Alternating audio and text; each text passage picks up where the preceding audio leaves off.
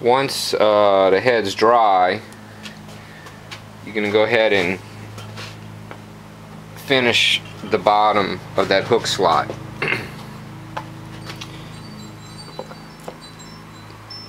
You're going to have a little groove there that you want to smooth out.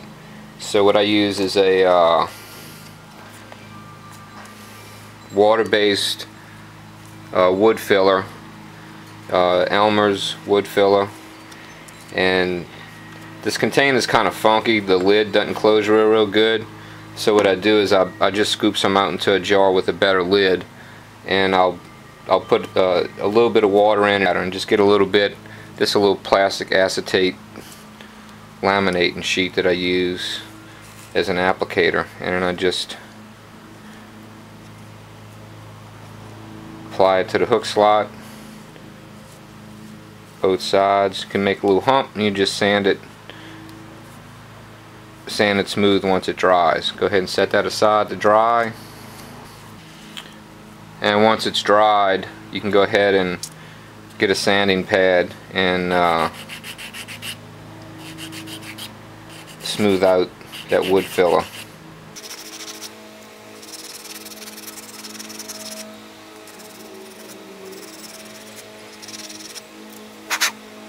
Once you do that to all your bugs, you want to give it a seal coat. I just started using this sealer. I used to just paint it with white paint right off the bat, but I recently started using a sealer. I don't know if it increases the durability or not. I haven't field tested it that much, but I'm going to go ahead and use it here.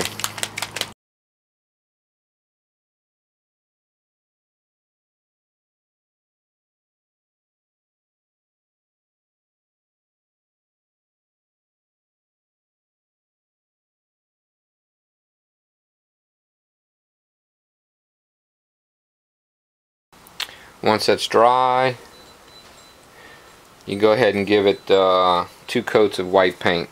I've already got 1 coat on here. Just use acrylic.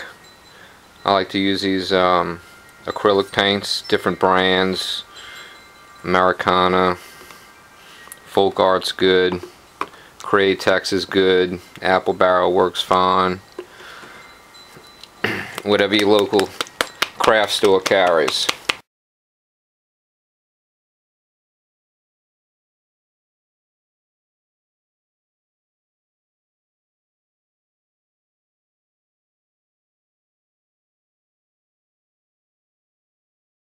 On almost all my bugs except the black ones, I have I use a pearl belly.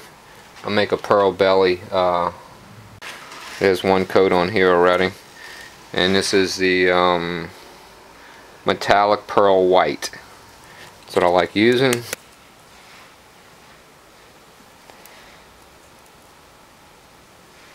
And I coat the belly and up the sides.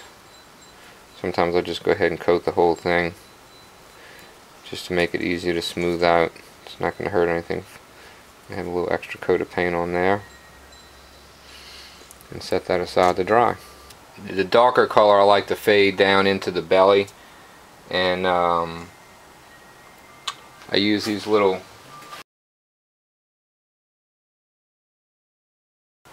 or you can buy a little single pack, and they single sided like this. You want the soft foam. There's some that are a little bit stiffer, harder foam. These are pretty soft and cushy.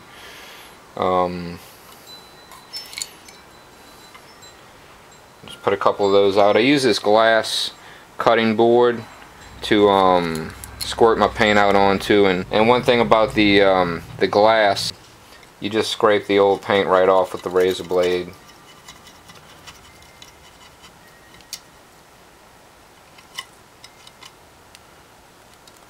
Like so. Once it dries, of course. Now I'm going to use olive. This is my homemade olive.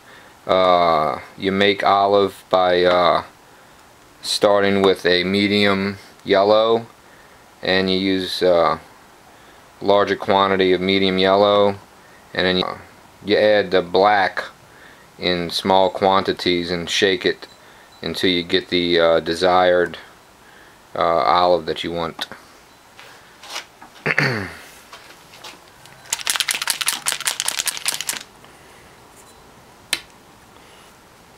Squirt some of your color out onto the glass, and you also want a little of the bottom color that you're going to be blending it into as well. You're going to be working with the two colors.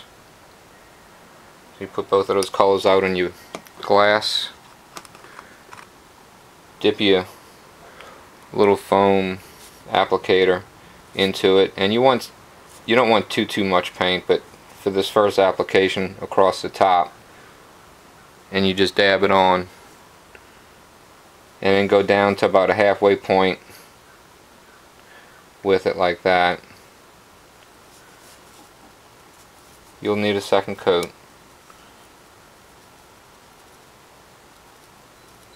And just kind of work it around like that. Then take a little of your belly color and come up from the side like that.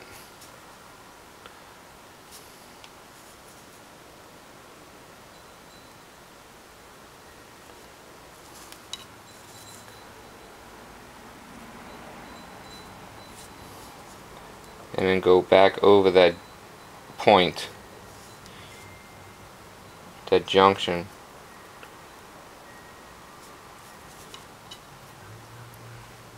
and just kind of dab that line right there to get a little fade. And you can kind of blend it down. Don't drag it, you want to pat it. That just kind of softens that line right there.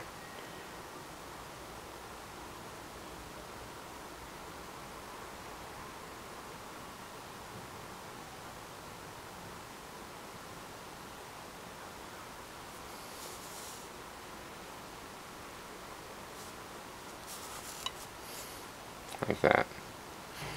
After that dries, you come back with a second coat.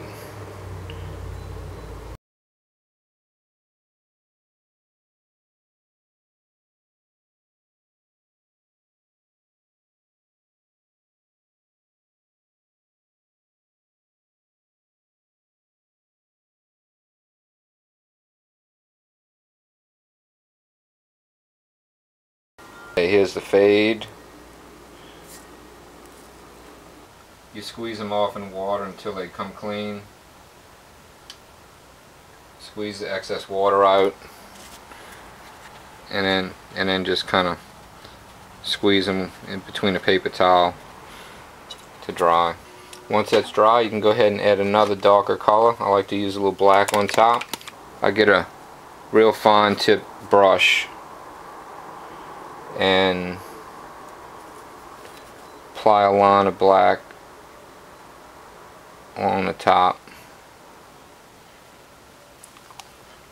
Then I'll take my foam applicator and just kind of blend it out onto the olive. Just kind of pat it out so it feathers out onto your olive like that.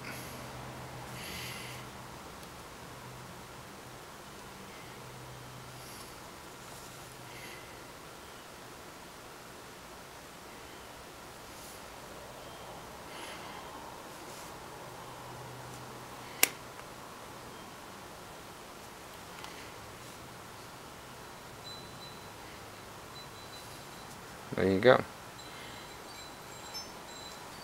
Is the back of the fly. Once you have the back done, I like painting the face a fluorescent color. Makes it easier to find when it's on the water. I use this neon red. This will take 2 coats.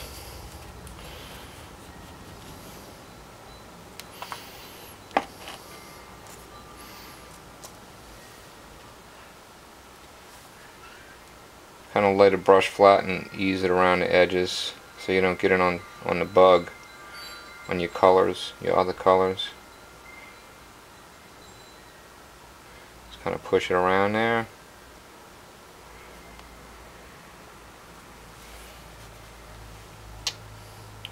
And if you want a little throat color, you can go ahead and add a little splash right here, and go ahead and fade it in with your applicator, just to give a little light color there. Now for the eyes, I used to use a dowel. You can take a round dowel like this and sharpen it in the pencil sharpener so you have a tapered cone like this, and then you just take your dowel and you cut it off at different points on that cone to get consecutively smaller circles. I've since started going to using these nails. This is like a 8 or 10 common nail, and I'll just follow little grip marks off the top to make it smooth. And then to make a smaller eye, I'll go ahead and chuck the nail into my Dremel or a drill, and I'll put it on a steel file and turn it, and ground the head down to a smaller size. Then when I get to a certain size like this, and I got to go smaller, I go to a penny nail and just go smaller and smaller, and I'll use a brad to get smaller. And I just mounted those in these wooden sticks. I like starting with a black dot circle for the eye, and on this size bug,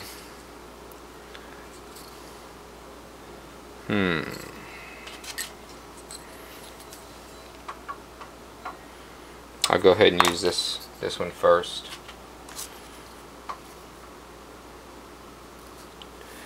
And just go ahead and, now your surface is rounded, so you got to stick it on and just kind of roll it a little bit to get your dot,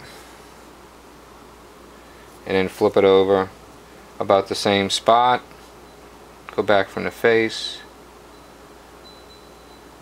and get it there.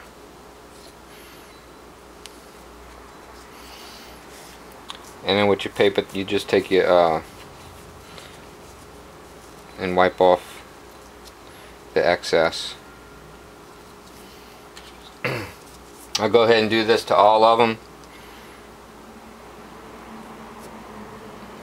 On this one though, what I'm going to do is I'm going to go ahead and apply a little stripe first before I set it aside to dry. I have a needle mounted into here that I use as a marker, and I'll just take like a pen and just do a little stripe. You can do one or two.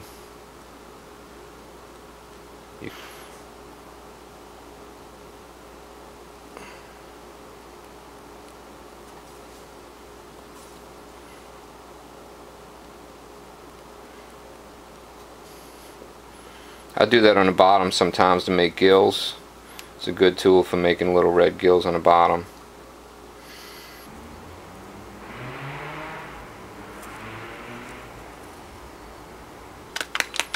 And once that base black dye dries, go ahead and use another color using the next smaller size dowel or stamp.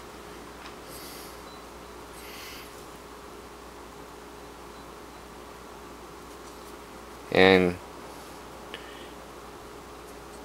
just place, I like placing it forward. You can place it towards the rear of that black dot if you want that little scared look.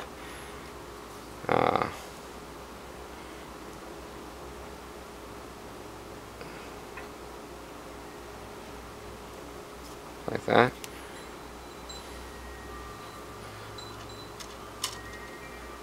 That's yellow. It's a bright yellow. Well, it's plain yellow, but it's brighter than that medium yellow.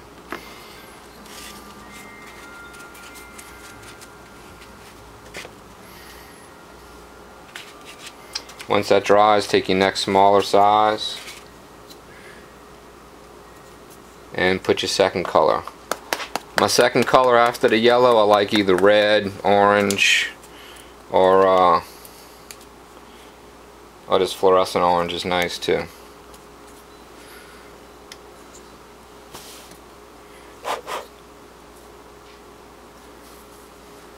Or you could just put a black pupil. Sometimes you need a second coat. I'm not going to put a second coat on this one just to save time. I mean, you could just put that black pupil on that yellow dot and be done with it. I just like having that second color. Kind of got that from Walt Holman. I like the way his bugs look. Makes them beautiful, beautiful painted bugs, hard-bodied bugs. Get your next smallest stamp and go ahead and finish the bug with the black pupil.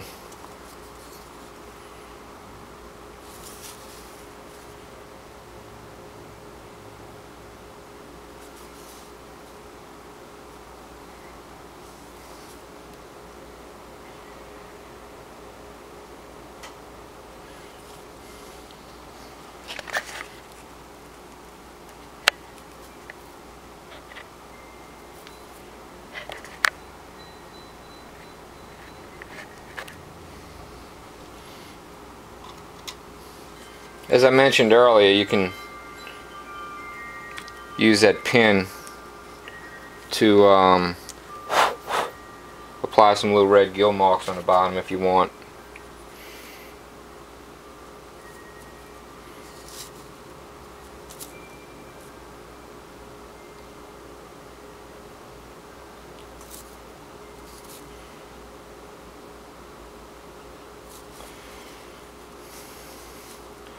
Now, if I was doing the gills, I probably wouldn't do the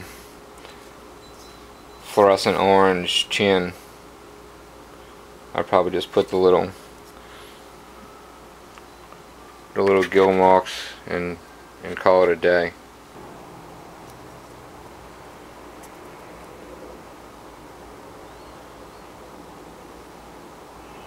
Okay, it's ready for epoxying now.